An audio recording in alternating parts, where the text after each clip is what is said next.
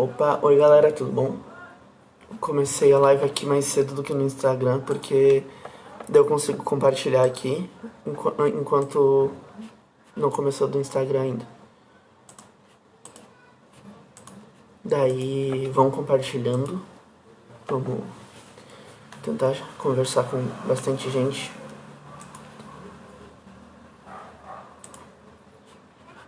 Importante tentar atingir o máximo de pessoas possível. Então, quem puder compartilhar, vai ser bem legal. Hoje vai ser um pouco diferente. Eu não sei se vocês se alguém aqui me tá no meu perfil do Facebook, mas no meu perfil do Facebook eu falei sobre como mais ou menos a live vai ser, né? Ela vai ser uma live um pouquinho mais conversada do que a maioria das vezes é. Eu preparei isso tudo pra conversar sozinho, como sempre, mas eu não quero, porque, como eu falei no meu perfil lá, eu quero muito compartilhar com vocês e que vocês compartilhem comigo, principalmente, experiências de vocês sobre angústia e tristeza na vida cristã, sabe? Vou aproveitar para já ir começando a live aqui no Facebook, no meu Instagram, que eu não comecei ainda.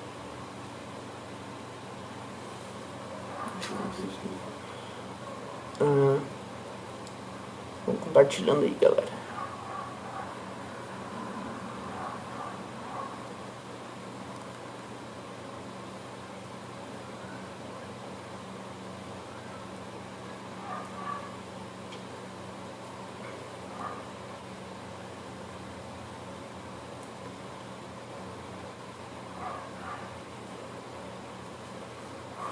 Vou começar aqui.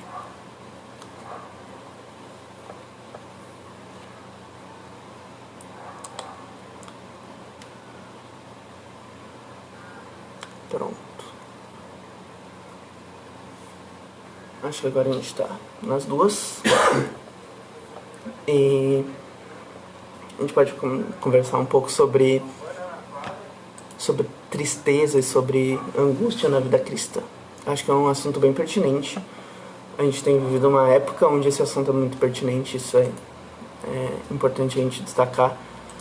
A gente vive numa sociedade, acho que as gerações mais antigas, né, nos consideram bastante mimados, chorões e mimizentos, né, eles falam. Mas eu quero conversar não sobre a depressão, não sobre a ansiedade em si, mas como algumas dessas coisas nos afetam na nossa vida cristã, né? Como isso tem conversado conosco enquanto cristãos, como isso tem nos deixado para baixo enquanto cristãos, ou nos levantado como cristãos. E eu acho bem importante, bem pertinente falar sobre isso. Ultimamente a gente tem visto bastante isso ser conversado em igrejas, e isso é muito bom. Mas eu acho que a gente podia, de vez em quando, ter coisas como essa. Por isso que eu decidi não fazer um estudo padrão, fazer uma coisa mais diferente, porque acho que seria interessante pra gente ter mais oportunidades como a gente tá tendo agora de justamente entender o... Peraí, deixa eu botei um negócio aqui no Instagram que ficou muito feio. Pronto. Acho que tem faltado bastante pra gente o senso de conversar sobre isso, sabe? Sobre compartilhar nossas angústias uns com os outros e tentar aprender com elas, com os nossos problemas. Felizmente a gente tem visto crescer a conversa a respeito de depressão e ansiedade dentro das igrejas. A gente tem visto algumas igrejas levar mais a sério esse problema, mas em vários momentos o que nos falta é não tratar só tecnicamente esse problema, mas tratar humanamente também, de chegar e conversar sobre isso, de ver que a Bíblia nos conta várias pessoas que tiveram problemas e passaram por problemas também. E inclusive, esse salmo é uma prova disso, já que é dito aqui, né, na Nova Almeida, ele fala: a minha alma se consome de tristeza, fortalece-me segundo a tua palavra. Então, tipo, a gente vê que, cara, a tristeza não é uma coisa da nossa geração, a tristeza não é uma coisa de gente mimizenta, não é coisa de gente que não é cristã, muito pelo contrário, a gente vai ter muitas aflições nessa vida. Isso é uma coisa que o próprio Jesus nos diz, nos promete, uma promessa dele é que a gente vai ter aflição. E isso faz parte da vida, isso a gente não pode, a gente pode tentar evitar, mas a gente não pode querer fugir e fingir que não está acontecendo, que isso não acontece com a gente. Eu acho que é muito importante a gente tratar isso de uma maneira mais humana, de conversar verdadeiramente, de tentar analisar como a Bíblia trata algumas tristezas e uma ou outra tristeza, ou como ela trata a tristeza dos cristãos na Bíblia, assim. O Instagram tá meio estranho, mas eu não sei o que tá acontecendo. Se tiver alguma coisa errada, me avise. Eu não sei mexer no Instagram, eu sou meio boomer. O que eu acho que a gente tem pra tirar nesse versículo, né? Eu acho que eu queria comentar aqui primeiro que tem uma coisa na NTLH que não tem nas outras, pelo menos nas 3 que eu costumo usar, ela é a única que tem, que ela fala, ao invés de falar fortalece-me com a tua palavra, ela diz dá-me forças como prometestes. Isso é muito louco, porque ele fala sobre uma promessa de Deus e tipo, ele chama uma promessa de Deus pra ele, sabe, que a gente conversou algumas semanas atrás, aquele negócio de tomar posse de promessa. Tipo, ele tá tomando posse de uma promessa aqui. E isso é engraçado, porque a gente vê as pessoas falando isso pra uma ou outra frase que é dita solta no culto e tudo mais, mas aqui ele tá falando pra palavra, né? Aqui ele diz assim, ó, olha, eu tô passando por esse momento, mas eu conheço as tuas promessas em relação a quem tá vivendo esse momento. E eu sei que isso aqui não é o que vai durar pra sempre, né? A tristeza não é duradoura, a tristeza não é para sempre, assim como a alegria não é para sempre, né? A gente vai ter momentos alegres, momentos tristes na nossa vida, e a gente tem que se preparar para lidar com isso. E é muito importante a gente saber tratar isso tecnicamente, mas é muito importante a gente saber conversar sobre isso, e era isso que eu queria conversar hoje, sabe? E não se sintam reprimidos para falar sobre isso, sobre qualquer tipo de tristeza. Eu trouxe 2 aqui que eu queria conversar sobre lições que eu tirei a partir de tristeza de pessoas na Bíblia. E tipo, eu queria ter que usar elas em último caso, assim, talvez ou agora para iniciar, mas eu queria conversar não sobre as tristezas deles para puxar a conversa. Eu queria puxar essa conversa para a Bíblia a partir das nossas experiências, a partir das nossas tristezas. O que tem te afligido como cristão? O que tem te afligido como pessoa nessa caminhada de fé, nessa caminhada que a gente tem? Todos os dias a gente passa por altos e baixos, sabe? A palavra de Deus nos diz que cabe a cada dia o seu próprio mal, né? E a gente muitas vezes tenta não lidar com os problemas, né? A gente tenta fingir que não existem, ou dizer que ter problema não é coisa de cristão. Cara, existem vários preconceitos e várias frases que a gente coloca e usa que acabam nos afastando de ter uma conversa como essa, uma conversa que muitas vezes é necessária. E as 2 pessoas que eu puxei na Bíblia que me ensinam muito uma lição em relação à tristeza, Judas e Pedro. Eu gosto muito de comparar os momentos de tristeza e angústia dos 2. E como, tipo, ainda tá entrando gente e tudo mais, se vocês se sentirem bem para conversar sobre o que angustia vocês nessa caminhada de fé, podem falar e a gente vai conversar sobre isso, porque essa é a minha intenção hoje. Mas eu quero conversar um pouco sobre a tristeza, o que a tristeza de Pedro e de Judas me ensinam. Em Mateus 27, do versículo 3 ao 5, Quando Judas fala o seguinte: quando Judas, o traidor, viu que Jesus havia sido condenado, ele sentiu remorso e foi devolver as 30 moedas de prata aos chefes dos sacerdotes e aos líderes judeus, dizendo: o que é que nós temos com isso? O problema é seu.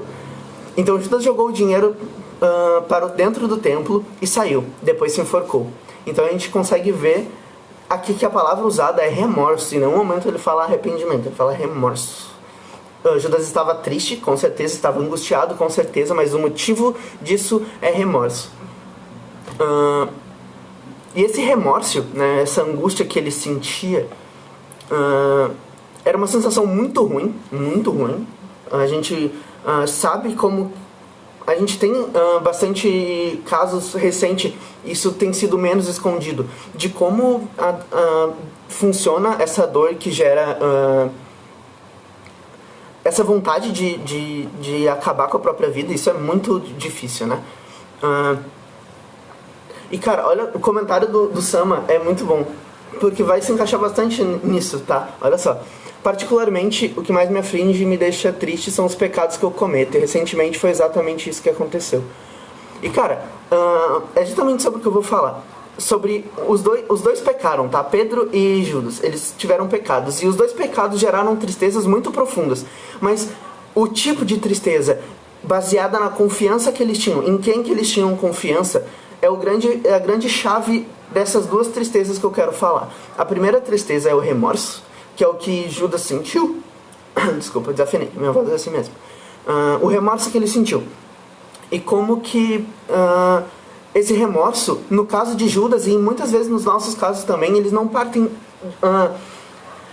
de se sentir mal por cometer um erro. Tipo, eu errei, putz, que droga, eu não queria ter errado. Não é isso que... Geralmente o que gera o remorso, esse remorso que Judas sentiu, é um remorso que é gerado pela consequência, ou pelo medo da consequência. A gente se sente mal por tipo, nossa, eu fiz isso e graças a isso eu sofri, tipo, doeu, eu chutei o negócio e doeu.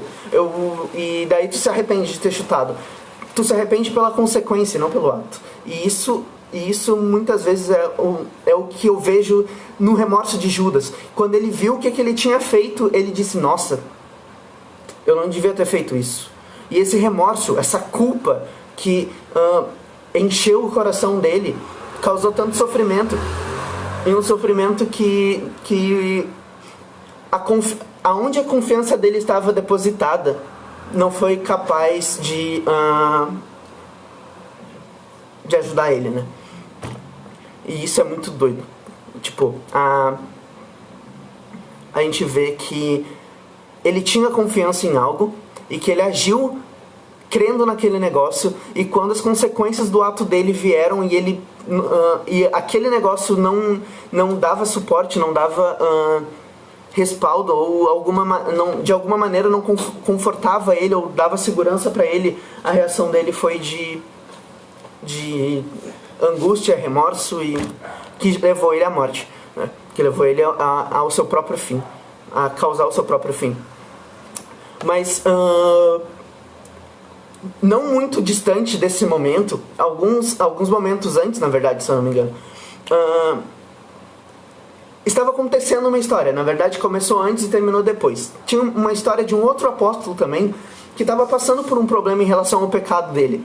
E também relacionado a em quem ele confiava. E os dois tinham um problema em relação a onde eles depositavam a confiança. Tanto Pedro quanto Judas tinham problemas em relação a onde eles estavam depositando a confiança deles. Judas estava confiando nos atos dele e na maneira dele de levar Jesus a derrubar aquele reino humano para colocar o reino de Deus em prática, né? Enquanto Pedro, ele confiava muito nele mesmo, em relação a... Cara, Jesus é massa, eu vou seguir esse cara.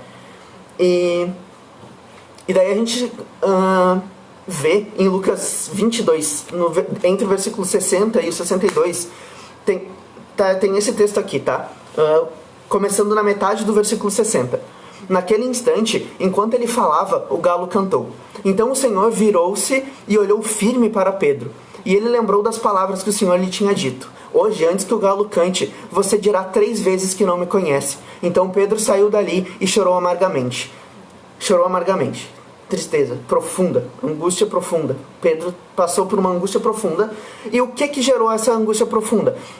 Ainda no versículo 22, voltando alguns versículos, no 33 e no 34, a gente descobre o que gerou essa angústia nele, tá? Ele disse a frase que Jesus tinha dito, né? Que ele citou a própria frase: hoje, antes que o galo cante, você dirá 3 vezes que não me conhece. Essa frase ele disse no versículo 34, eu acho. No versículo 34, ele fala o seguinte: então Pedro disse a Jesus: estou pronto para ser preso e morrer com o Senhor. Então Jesus afirmou: eu digo a você, Pedro, que hoje, antes que o galo cante, você dirá 3 vezes que não me conhece. Então essa profecia de Jesus, ela era justamente uma maneira de dizer para Pedro: olha, essa confiança que tu tem no teu próprio amor e no teu próprio entendimento, a ponto de confrontar Jesus. Se tu for ler o texto de Mateus 22, ele praticamente confronta Jesus, dizendo que ele está pronto a ser preso e morrer por Jesus. E Jesus diz: não, tu não tá pronto. Tu vai me negar 3 vezes hoje, por medo de morrer. Então daí, 30 versículos depois, isso acontece, essa pequena profecia de Jesus acontece.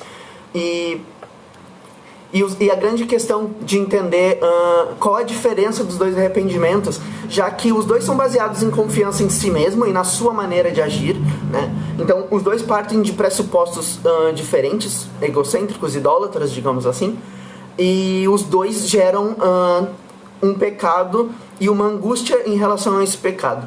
Como saber se o que eu estou sentindo, esse arrependimento, ou essa angústia, se é uma angústia de arrependimento ou de remorso? Se é parecido com o que Pedro sentiu e fez ele se tornar o que ele se tornou dentro do cristianismo? Ou se é o que Judas sentiu e que levou ele a tirar a própria vida? Como que eu vou saber? E são os frutos, né? São os frutos do que esse teu arrependimento gera em ti. O fruto de Judas, o fruto dessa angústia foi muito rápido. Ele tentou apagar tudo que ele fez. Então, qual foi a primeira reação dele? Olha, eu fiz besteira, eu vou consertar. Ele não conseguiu consertar, porque os fariseus não aceitaram o dinheiro de volta. Então, quando ele diz assim: eu não consigo consertar, então já era. E ele se matou. Ele tirou a própria vida, porque o Deus dele, que era ele mesmo, não foi capaz de resolver o problema dele. Ele fez algo pro Deus dele, teve problemas, pecou por causa do Deus dele, e quando ele teve problema, o Deus dele foi incapaz de ajudar ele, sabe? O Deus dele deixou ele na mão, não foi capaz de proteger, não foi capaz de salvar, e aquilo torturou a alma de Judas. E ele decidiu tirar a própria vida por causa disso.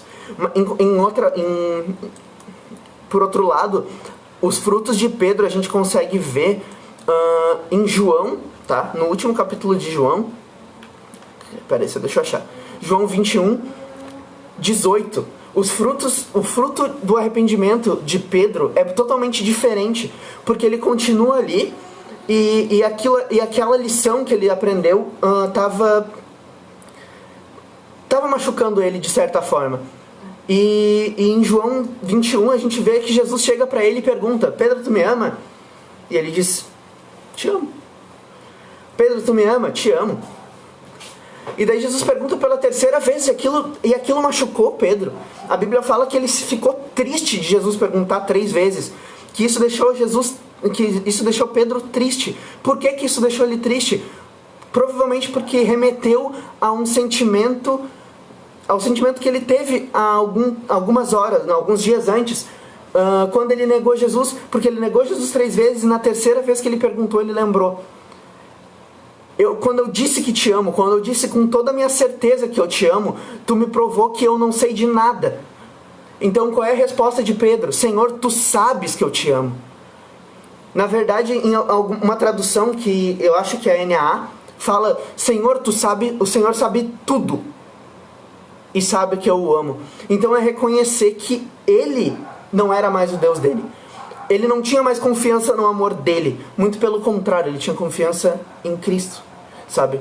Naquele cara que sabia o coração dele antes dele negar, que conhecia o coração dele, que sabia que ele não estava pronto mas que ao mesmo tempo estava sempre ali com ele, ensinando ele e cuidando dele, até o momento que ele estava pronto. E aquele cara que deu uma lição nele, que fez aquele choro dele não ser um remorso, mas sim um arrependimento, de entender, olha, eu errei, e não é pela consequência dos meus pecados, porque a consequência do pecado dele foi continuar vivo, talvez ele fosse morto se não fosse. Então, a consequência do pecado dele não foi o que trouxe angústia para ele. O que trouxe angústia para ele foi machucar o Senhor dele. E essa é a grande diferença entre o remorso e o arrependimento, que são duas tristezas que eu queria trazer hoje. O remorso, ele geralmente vem do sentimento de culpa, de se sentir pesado por entender que tu tá sofrendo consequências de um erro teu. Então tu fica se sentindo mal por causa das consequências, ou por medo das consequências. Enquanto o arrependimento, ele não trata do medo das consequências. O arrependimento, que gera salvação e que gera mudança de vida, ele não vem do medo de sofrer as consequências, mas sim do entendimento que, cara, eu machuquei o meu Senhor, eu machuquei o cara que tá me ensinando, que tá comigo, o cara que eu prometi entregar a minha vida, eu neguei 3 vezes para preservar a minha própria vida, sabe? É entregar tudo. Esse foi o arrependimento. O arrependimento de Pedro teve um fruto de mudança total de mentalidade em relação à postura dele como cristão. De não dizer eu te amo, mas dizer, Senhor, tu sabe de tudo, inclusive que eu te amo. Então é tu que sabe disso.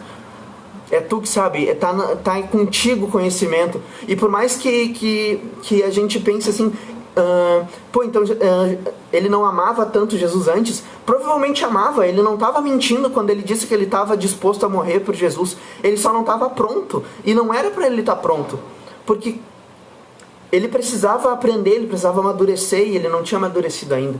E o amadurecimento veio justamente quando ele se deixou na mão, quando o amor que ele levava tanto em conta, o amor que ele sentia, e ele dizia, o meu amor é muito forte. Quando esse amor que ele tinha deixou ele na mão, ele pensou, meu Deus, não é o meu amor que importa, sabe? Não é o meu amor que importa. E é essa sensação que a gente tem que ter, é isso que tem que mudar a nossa vida, sabe? A gente tem confiado demais na gente, nos nossos métodos. Tanto Pedro quanto Judas fizeram isso, por motivos diferentes, mas fizeram isso, eles confiaram nos próprios métodos. E o jeito de Pedro de lidar com o erro dele foi recorrer para Jesus, enquanto Judas, quando ele errou, ele recorreu para ele mesmo, ele tentou resolver o problema, devolver o dinheiro, dizer, não, o que eu fiz está errado, eu culpei o inocente, desculpa, gente, volta, coisa, mas não dava mais tempo. O Deus dele não era capaz de ajudar ele mais, porque o Deus dele nunca teve poder para nada, sabe? O Deus dele, inclusive, para entregar Jesus, o Deus foi usado, né? Foi usado por Satanás, foi usado para os próprios objetivos de Cristo, então, que era a redenção por meio da cruz. Então tu vê que o Deus dele, nem as coisas que o Deus dele fez ele fazer foram de fato por causa do Deus dele. Foi tudo uma grande enganação que o próprio coração dele gerou na vida dele, de achar que ele era o Senhor da própria vida. E quando ele se desamparou, quando o choque da realidade do Deus dele, que era ele mesmo, se desamparar, quando ele não tinha mais nada, a decisão dele foi tirar a própria vida. E isso é muito triste, a grande lição que eu tiro desses dois textos é primeiro reconhecer a soberania de Deus, né? Soberania de Jesus ali, que claramente falou para Pedro, olha, tu não sabe de nada, tu acha que tu me ama, mas tu não sabe o quanto tu me ama, tu não sabe como que tu me ama, por mais que tu me ame, tu não sabe o quanto, quem sabe sou eu. Então, não me diz o que tu vai fazer, o que tu quer fazer, não é assim que funciona. Eu te conheço, me pergunta o que é pra te fazer, me pergunta como que é pra te proceder, sabe? E ao longo da caminhada de Pedro, eu gosto muito que ele sempre foi um cara que atropelava as coisas. Inclusive depois, eu vou tentar abrir aqui, peraí. Ainda nesse capítulo de João, a gente dá pra ver que Pedro não mudou completamente. Ainda tinha coisa para amadurecer nele. Porque Jesus fala para Pedro como que ele vai morrer, se eu não me engano. Acho que é isso que ele fala. ele fala como que vai ser o final da vida de Pedro. E daí Pedro olha para trás e vê João andando, e daí ele pergunta, olha, como que ele vai morrer então? Como que vai ser o final da vida dele? E daí Jesus praticamente diz, olha, não te interessa? Pedro, ele era essa pessoa que atropelava um pouco as coisas. A grande questão era não atropelar a soberania de Deus. De entender que quem sabia das coisas era Jesus, que quem tinha o controle das coisas era Jesus, e eu vejo esse reconhecimento dele. Eu vejo esse reconhecimento nessa história, né? É óbvio que a angústia, ela é muito mais do que só remorso e arrependimento. Eu quis trazer esses dois lados justamente para dizer não sobre a tristeza ou sobre o que gerou a tristeza, mas sobre qual foi a reação de cada um deles, sabe? Enquanto um buscou resolver os próprios problemas, o outro entregou os problemas na mão de Deus, e a resolução de um foi a morte, enquanto a resolução do outro foi se tornar talvez o principal nome da igreja no seu início. Ali em Atos a gente acompanha muito Pedro e João no começo, e ele é citado até a gente entrar nas obras missionárias de Paulo. Pedro é o mais citado ali. Ele toma a frente, ele toma a frente em todos os âmbitos, né? Quando se trata dos apóstolos ali, ele estava na liderança dos apóstolos, tanto que a Igreja Católica considera ele o primeiro Papa. Então a gente vê que isso foi o que o arrependimento de Pedro gerou para ele, e o que entregar a dor dele para Cristo gerou, enquanto o que tentar lidar com a própria dor fez em Judas foi totalmente o oposto, né? Foi totalmente o contrário. E a grande lição que eu tiro dessas duas é justamente colocar mais as nossas vidas, os nossos sofrimentos e os nossos problemas na mão de Cristo. Entender que Ele é soberano e poderoso para lidar com os nossos problemas, sabe? Ele prometeu que ia nos ajudar, Ele prometeu que Ele venceu o mundo, sabe? E Ele disse que tá do nosso lado, sabe? Esse é o cara que tá do nosso lado. Esse é o cara que enviou o Consolador. Esse é o cara que nos ajuda. Quando a gente lê a primeira parte desse versículo 28 do Salmo, ele fala: a minha alma se consome de tristeza. Mas a segunda fala: fortalece-me segundo a tua palavra. Aqui o salmista, ele está tendo a mesma confiança de Pedro. Aqui ele está depositando a confiança no mesmo lugar que Pedro depositou. Ele está dizendo: olha, é a tua palavra que vai me fortalecer. Não sou eu. Cara, eu me machuquei muito nisso, mas eu não quero tentar resolver. Eu quero tentar me aproximar de ti, eu quero que tu me ajude a resolver isso. Que tu resolva por mim se for necessário.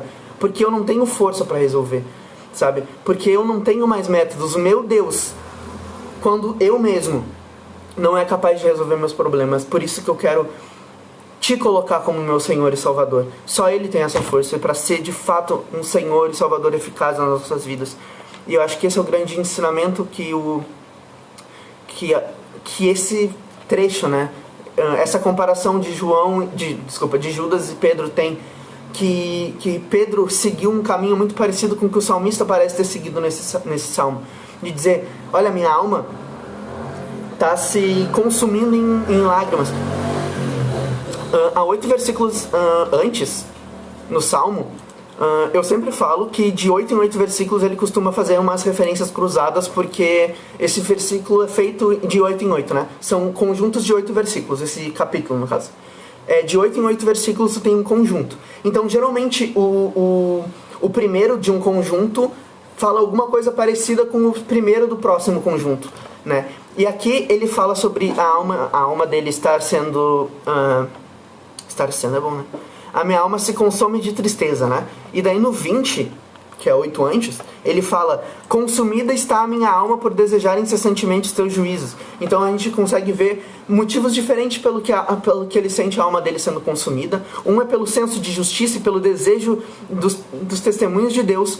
E aqui a gente vê que esse versículo era verdade.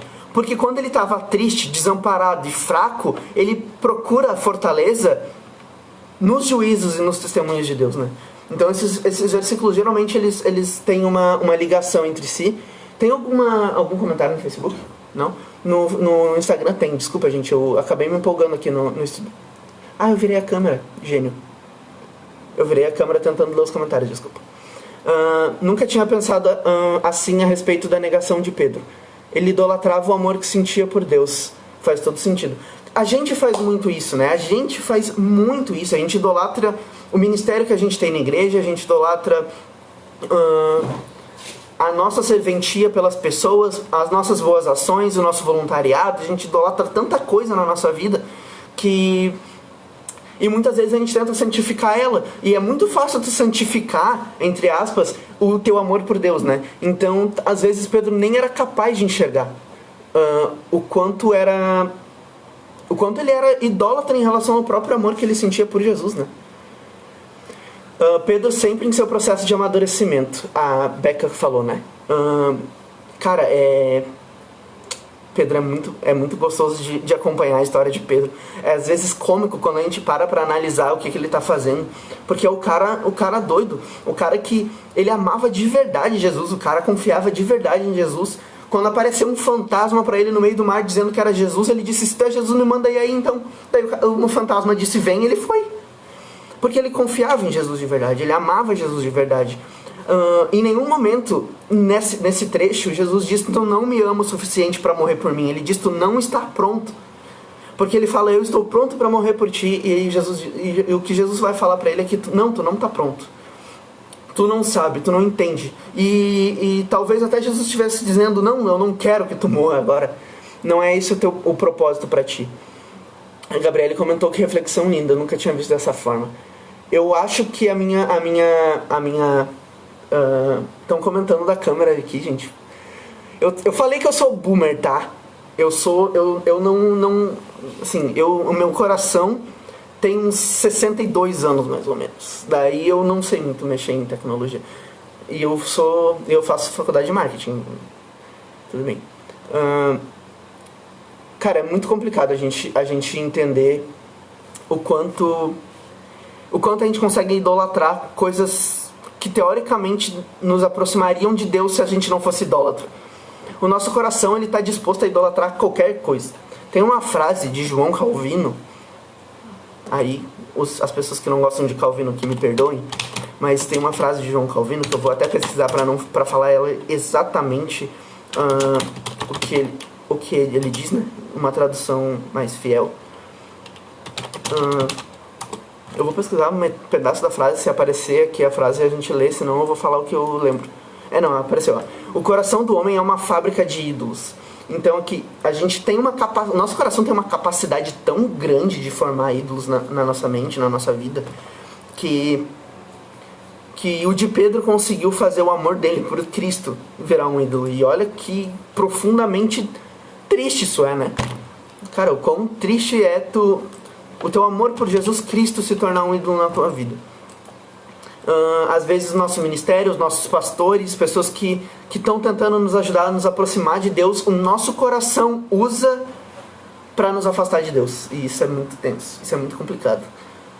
A gente tem que ser muito alerta, a gente tem que olhar com muito cuidado a maneira que a gente trata as coisas, com que a gente ama as coisas. Eu li um livro chamado O Custo do Discipulado, ele é do Jonas Madureira. E ele fala sobre existirem três aspectos, três custos do discipulado. O discipulado ele exige 3 gastos na nossa vida. O primeiro é o do amor.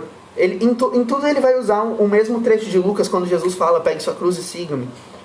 Ou largue suas coisas e siga-me e tal. E daí ele vai citar essas 3 coisas que Jesus fala. Fala, quem não fizer tal coisa não pode ser meu discípulo. Quem não fizer tal coisa não pode ser meu discípulo.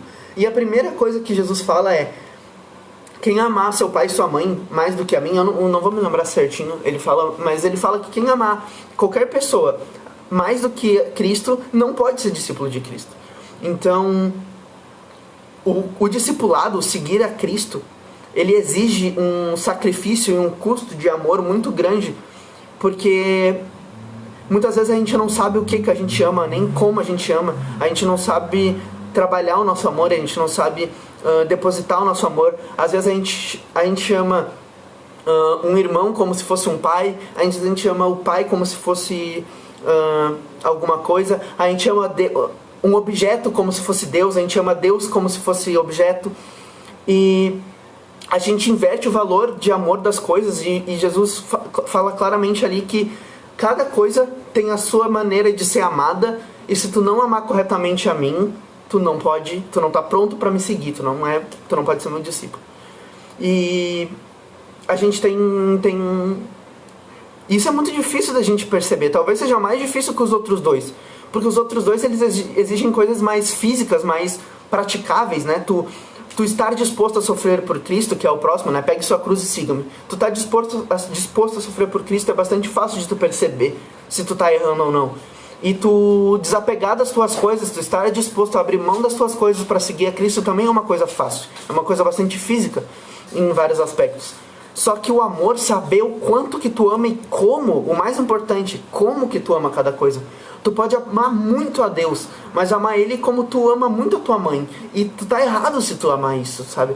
Se tu amar dessa forma. Jesus não é para ser amado como uma mãe, Ele não é para ser amado como um pai, Ele não é para ser amado como um irmão, Ele é para ser amado como Deus, sabe? Porque Ele é Deus, e Deus...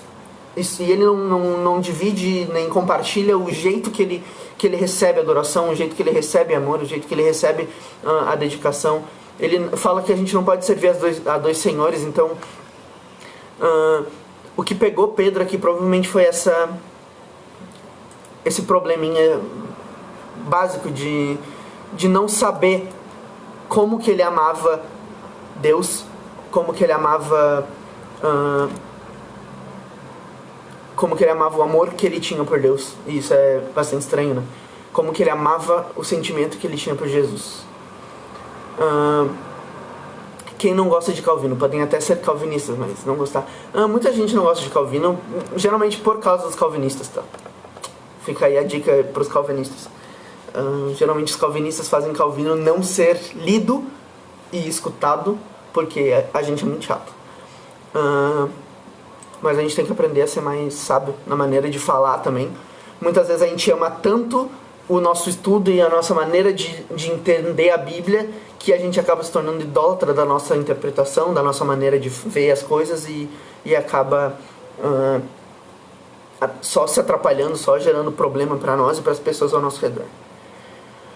E gente, assim, como eu falei, a reflexão era mais rápida, né, do que costuma ser. Geralmente chega em 1 hora ou até extrapola 1 hora que a gente tem no Instagram, mas eu tinha a intenção de fazer mais curta, porque eu queria aproveitar esses 25 minutos que a gente tem para conversar um pouco sobre vocês, sobre aonde a gente tem depositado a nossa fé, onde a gente tem depositado os nossos sentimentos bons e ruins, sabe? Não só os sentimentos bons, não só os ruins, mas os dois.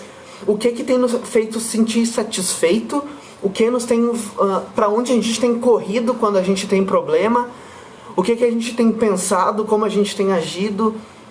Eu quero conversar um pouco sobre isso com vocês, porque eu acho que é uma oportunidade muito grande que a gente tem de entender a vida cristã, sabe? A vida cristã, ela é muito complicada.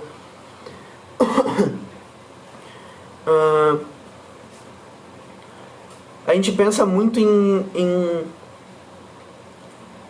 em como que a gente pode fazer para acreditar mais, para amar mais, como a gente pode fazer para ter certeza da salvação, como a gente pode fazer para não perder a salvação, independente da nossa maneira de pensar ou de agir, sabe? Isso se tu concorda mais com Arminio ou com Calvino, isso não importa, mas aonde a esperança de salvação tem sido depositada? Nas tuas próprias obras, como Pedro e Judas fizeram? Elas têm sido depositadas no teu amor por Jesus? Elas têm sido depositadas na tua maneira de falar sobre a palavra de Deus? Ou muitas vezes a gente nem tem parado para pensar nisso. Muitas vezes a gente não tem vivido uma vida que busca salvação. Imagina que isso deve estar permeando e participando da nossa meditação diariamente, sabe? A gente precisa colocar isso em pauta na nossa meditação. Eu estou tentando encontrar palavras aqui, eu estou tendo um pouco mais de dificuldade agora, não sei porquê. mas a gente precisa muito encontrar as nossas motivações para as coisas. Isso é muito importante. A gente tem que parar e pensar e analisar o que a gente está fazendo, gente. Por que a gente está fazendo o que a gente está fazendo, sabe? É fácil a gente parar e pensar, olha, o que eu fiz hoje? Mas tu tá disposto a parar e pensar, por que eu fiz isso hoje? Quais foram as minhas motivações, sabe? Porque o que nos gera angústia e sofrimento costuma ser a nossa expectativa em relação às coisas, sabe? Tu esperava que acontecesse tal coisa. E quando a gente coloca muitas expectativas nas nossas atitudes e no resultado específico que ela pode ter, por exemplo, eu vou sair para evangelizar hoje, eu quero converter 10 pessoas, tu tá indo com uma mentalidade que talvez vá te derrubar. Porque a tua motivação ali não é falar da palavra de Deus por falar da palavra de Deus, tu quer converter pessoas, sabe? E não é nem nosso papel converter pessoas, nosso papel é falar da mensagem de Deus, o papel de conversão é do Espírito, né? E por que a gente tem colocado nas nossas costas um fardo que não é nosso?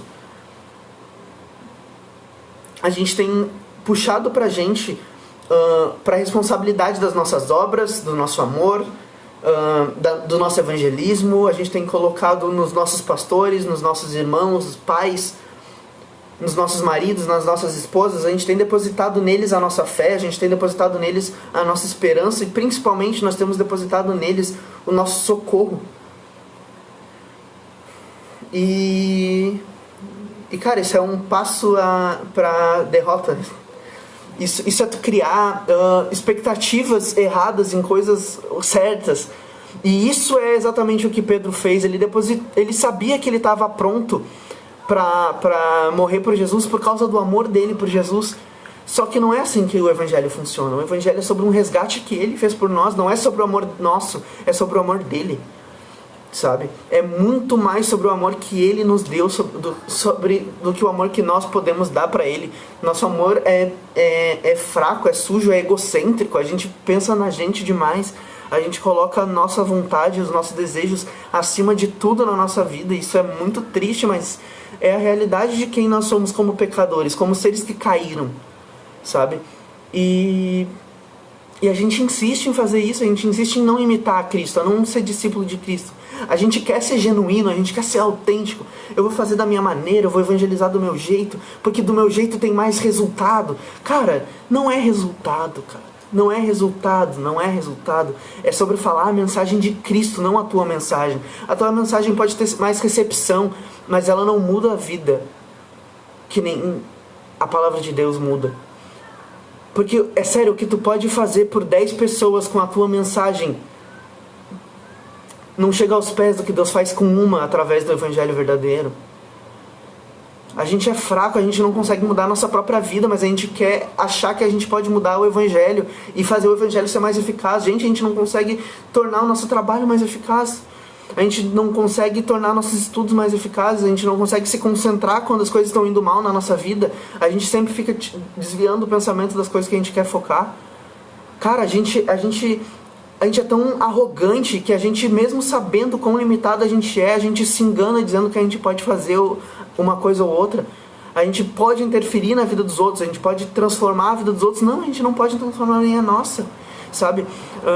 Tava tendo uma discussão, quem acompanha o Twitter ou acompanha o Ângelo Basso no Instagram dele, sabe que estava acontecendo uma treta em relação a mulher confiar no marido ou depositar toda a sua fé no marido e tudo mais. E é muito básico, assim, por mais que tenha diretrizes sobre como o homem e a mulher devem se portar no casamento, tá? Eu não quero entrar nesse mérito, isso aí a gente pode conversar outro dia, mas não é a questão de hoje. A questão é, tem gente que acredita que a mulher é extremamente, totalmente submissa ao homem e que o homem, ele deve coordenar a vida da mulher, ele deve dizer o que ela deve ou não fazer. E, gente, isso é mentira, porque o homem não pode dizer nem o que ele vai fazer. Não é papel dele, nem determinar o amanhã dele. Imagina o amanhã da esposa dele, gente. A gente precisa ter entendimento de que não é sobre nós, o Evangelho não é sobre nós, o Evangelho é sobre o cara que nos resgatou. Não é sobre... tem uma pregação do Jonas Madureira também, que ele fala que a parábola do filho pródigo não é sobre o filho pródigo. A parábola da moeda perdida não é sobre a moeda perdida, e também a parábola da ovelha perdida não é sobre a ovelha perdida. Porque o evangelho não se trata dos perdidos, mas ele se trata da pessoa que veio resgatar os perdidos. Porque a moeda perdida somos nós, mas a mulher que encontra a moeda é Cristo. Porque o pastor que procura a ovelha é Cristo, e nós somos a ovelha perdida. O evangelho não é sobre os perdidos, mas sim sobre o pastor que foi encontrar e encontrou e trouxe para si. O evangelho é sobre Cristo, não é sobre nós. Não é sobre a nossa capacidade de colocar de seguir a ovelha. A gente não precisa seguir a ovelha e acompanhar ela. A gente tem que trazer ela de volta para Cristo, sabe? A gente tenta fazer tudo do nosso jeito, porque a gente é egocêntrico, sim. O nosso evangelismo é egocêntrico, é arrogante. Arrogante eu acho que é a palavra mais certa. A gente acha que o nosso jeito é melhor. Eu vejo muitas igrejas desprezando o discipulado ou fazendo o seu discipulado. E, gente, discipulado não é uma coisa pessoal, não é uma coisa opiniosa, não é uma coisa da tua igreja. Discipulado é uma coisa que Jesus ensinou a gente a fazer e Ele mostrou como fazer. E o discipulado é uma coisa que Jesus deixou e é o jeito de fazer as coisas. Se tu não faz discipulado, tu provavelmente não é uma igreja. E se tu faz discipulado do teu jeito, tu provavelmente faz um discipulado arrogante. De achar que o teu jeito de ensinar o evangelho e a verdade é melhor do que o de Jesus, gente. Jesus puxou 12 pessoas e disse, olha, essas 12 aqui vão andar comigo o tempo inteiro. Essas pessoas aqui vão estar comigo o tempo inteiro. Essas pessoas vão me imitar. E, cara, a gente quer fazer uma pregação de 1 hora e dizer para as pessoas aceitarem Jesus e acha que isso é o suficiente e daí pronto, se converteu, se vira. Não é assim, gente. O evangelho não é assim. O evangelho é sobre relacionamento, é sobre intimidade, é sobre sacrifício, cara. É o sacrifício, velho. É sobre o sacrifício de Jesus gerar sacrifício nosso em relação ao outro. É de tu largar a tua vida para ensinar o outro a viver, mas não viver a tua vida, mas viver a vida de Cristo. É tu entender que é tua responsabilidade, que aquela pessoa que tu converteu, digamos assim, que tu converteu, a pessoa que aceitou Jesus na tua frente por causa de uma pregação tua, é tua responsabilidade ensinar ela a imitar Cristo. Ela não tem que aceitar Cristo, ela tem que imitar Cristo, ela tem que ser discípula de Jesus. E Jesus, infelizmente, não está aqui em todos os lugares para ensinar cada um pessoalmente sobre como imitar Cristo, mas Cristo fez discípulos que fizeram discípulos, que fizeram discípulos. E é nosso papel como discípulos fazer mais discípulos e mudar o mundo. E cara, não é sobre tempo, não é sobre quantidade, não é sobre fazer 1 milhão de pessoas por ano se converterem, mas é sobre, durante toda a tua vida, tu dedicar a tua vida para que pelo menos uma alma seja imitadora de Cristo. É sobre tu pegar alguém, ou 1, 2, 3 pessoas, e tu dizer, olha, eu não vou soltar essas pessoas enquanto essas pessoas não forem imitadoras de Cristo. Não vou desistir enquanto essas pessoas não falarem que nem Cristo, enquanto essas pessoas não pensarem que nem Cristo, enquanto essas pessoas não estiverem fazendo discípulos também. Eles só vão deixar de ser meus discípulos quando eles tiverem discípulos. E é isso que o evangelho é. É sobre tu abrir mão da tua vida para viver a vida de Cristo, mas não por ti, mas por quem tu tá ensinando a viver que nem Cristo, sabe? Porque um dia alguém abriu mão do próprio conforto, da própria maneira de pensar, de agir, de existir, para te ensinar a imitar Cristo. A gente quer imitar Cristo do nosso jeito. A gente quer inventar nossas maneiras. A Becca tinha dito ali, né? Eu tava abrindo aqui. Ela tinha dito, a gente quer fazer com a carne as coisas que a Bíblia nos diz que só o Espírito pode fazer. A gente é muito arrogante, a gente tem sido muito arrogante na nossa maneira de pregar, na nossa maneira de falar sobre Jesus. na nossa maneira de falar sobre tristeza. E enquanto isso acontecer, a gente vai continuar estando bem mais pendente para ser que nem Judas. Porque quando o nosso jeito falhar, e quando a angústia vier, porque o nosso jeito não deu os resultados que ele deveria dar, daí a gente vai ficar frustrado. Daí a gente vai tentar refazer porque deu errado. E a gente vai ver que a gente não consegue apagar o que a gente fez de errado mais. E daí aquele erro vai ficar custando e vai ficar pesando nas tuas costas, porque tu vai sentir culpa. Porque Judas tinha culpa nas costas dele. Mas sabe por que Pedro não tinha? Porque Pedro tinha sido roubado. Porque um homem foi lá e roubou aquela culpa dos ombros de Pedro e pregou numa cruz, sabe? Lavou a vida de Pedro com o próprio sangue.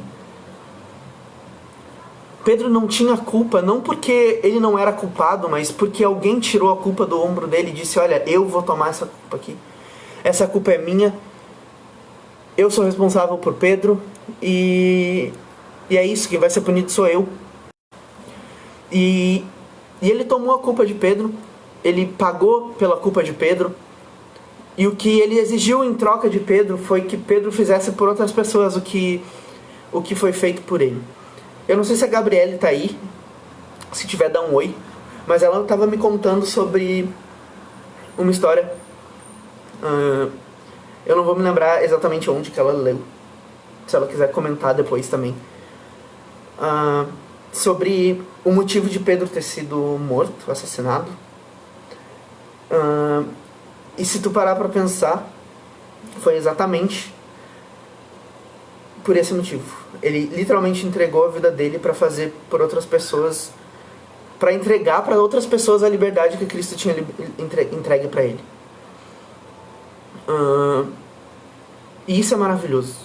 É como o testemunho de Cristo na vida de Pedro foi exatamente o mesmo, sabe? O testemunho de Pedro na vida de algumas pessoas foi exatamente o mesmo testemunho de Cristo na vida de Pedro. Porque quando a pessoa se tornava discípula de Pedro, ela não estava imitando Pedro, porque Pedro não era mais quem ele era. Ele era um imitador de Jesus. Então, obrigatoriamente, quem imitava Pedro imitava Jesus.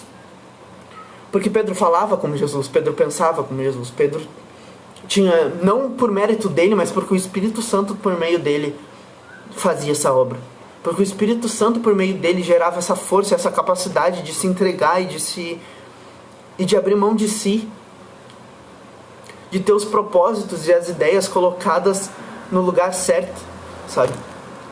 Eu sempre tenho muito medo de falar sobre angústias e problemas e sofrimento de um ponto de vista técnico, e eu tô desde o começo falando sobre isso, porque não está na minha área de atuação e de conhecimento falar sobre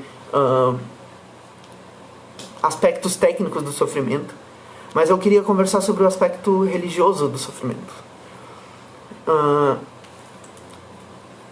Porque onde a gente está depositando a nossa fé interfere diretamente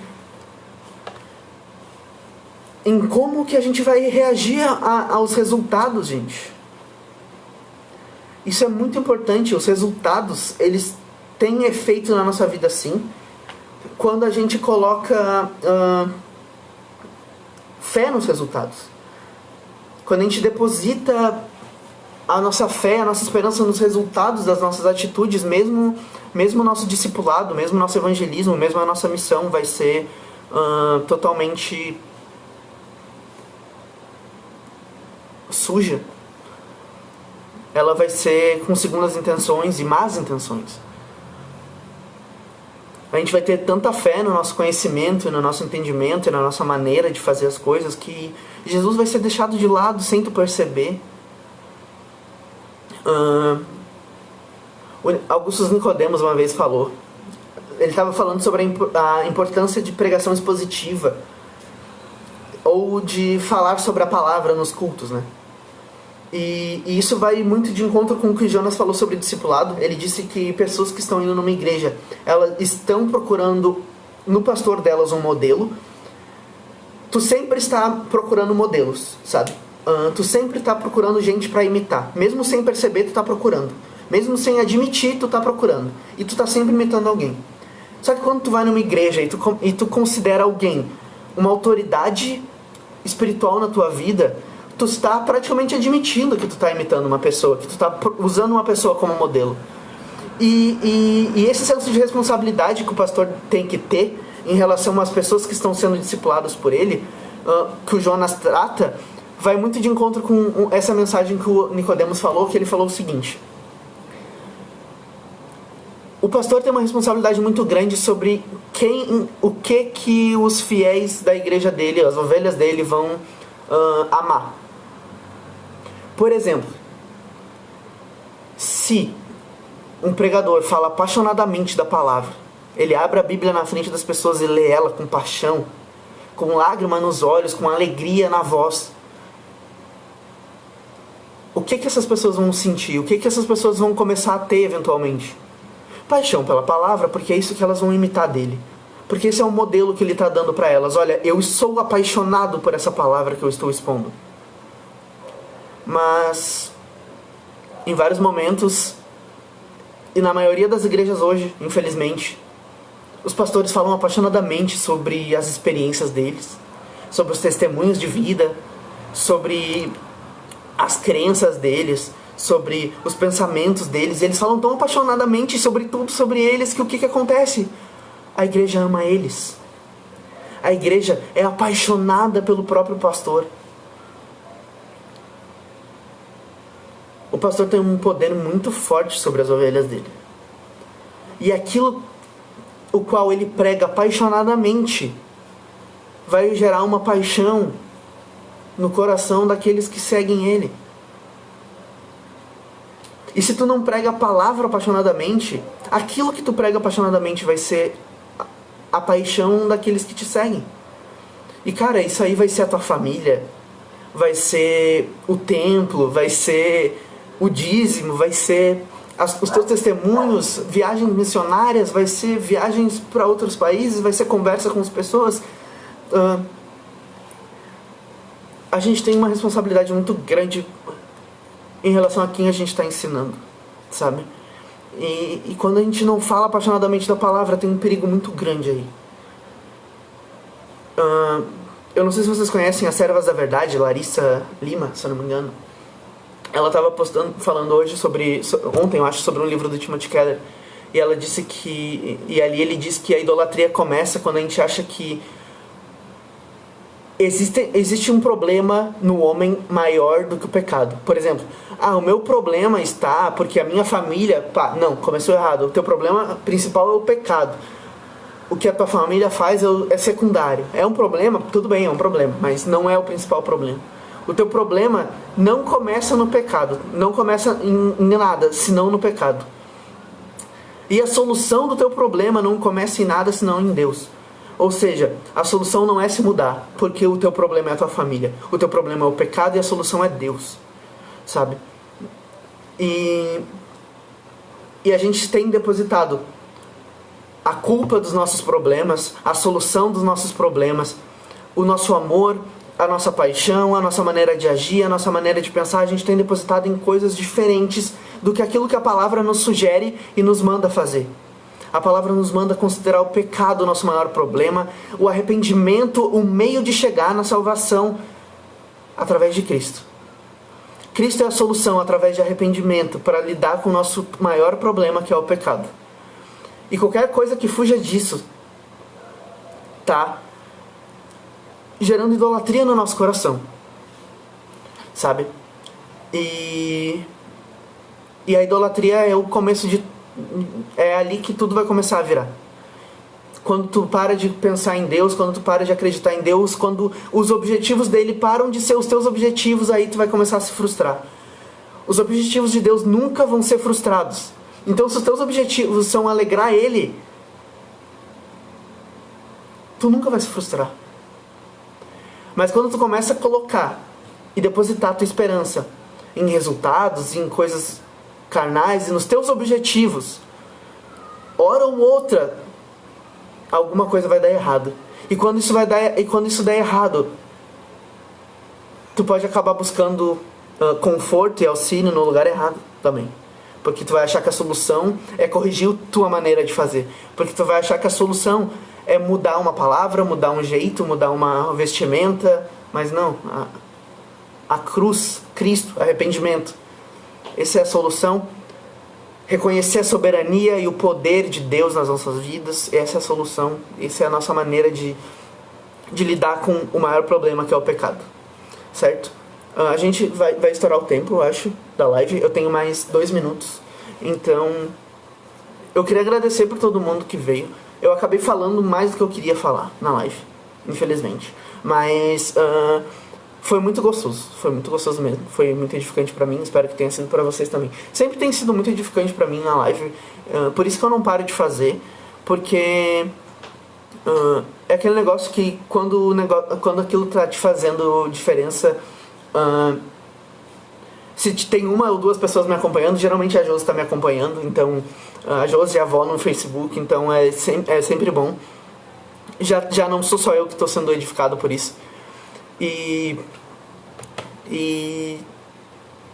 Só que quando eu vejo que tem bastante gente, por exemplo, hoje tem 7 pessoas que estão assistindo do começo ao fim, sabe?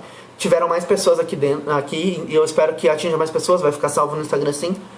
Vai ficar salvo no Facebook do pai, eu acho, e no meu Instagram. Então, tá mudando. Espero que esteja mudando a vida de gente, tocando a vida de mais pessoas, além da minha. E eu sou muito grato por quem tá participando, para quem tá entendendo.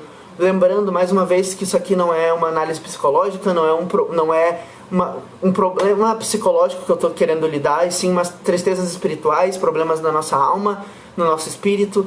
Então, não desvalorizem e não considerem desvalorizar a importância de um psicólogo, de tratar os nossos problemas com profissionais, mas sempre tenham em mente que Deus tem um propósito na nossa vida, Deus tem maneiras de agir, maneiras de falar, e que os problemas da nossa alma podem sim ser ajudados por psicólogos, mas a gente precisa também lidar com o pecado, que é sempre o nosso maior problema enquanto cristãos. Eu quero agradecer a todo mundo de novo, e tchau pra galera do Instagram. Falou. Galera do Facebook também, quero dar tchau pra vocês, agradecer por quem tava aqui. O pessoal do Instagram não tá vendo essa parte agora porque acabou a live lá, porque tem limite de 1 hora no Instagram. Muito obrigado mesmo, gente. Eu sei que vocês têm uma visão menos privilegiada, porque não tem filtro, que nem no Instagram tem filtro. Então vocês têm que ver a minha cara mais estranha. Mas eu quero agradecer por todo mundo que esteve presente, a minha mãe, que sempre acompanha pelo Facebook, a avó, que eu amo muito a avó, tenho que falar mais com ela e tudo mais. Quero agradecer muito vocês, sabe? Quero que vocês saibam que isso aqui tem falado muito comigo, com a minha vida, tem me ensinado muito, e que o que eu faço aqui não é querer ensinar pessoas o que eu não sei, mas sim compartilhar com vocês o que eu tô aprendendo, sabe? Eu não sou um teólogo, não sou um grande conhecedor da palavra de Deus ainda, mas eu tenho estudado e tenho buscado, e eu espero que eu consiga de alguma maneira atingir vocês e entregar esse amor que eu tenho sentido de Deus para nós, para vocês também. Beleza? Até semana que vem. Falou!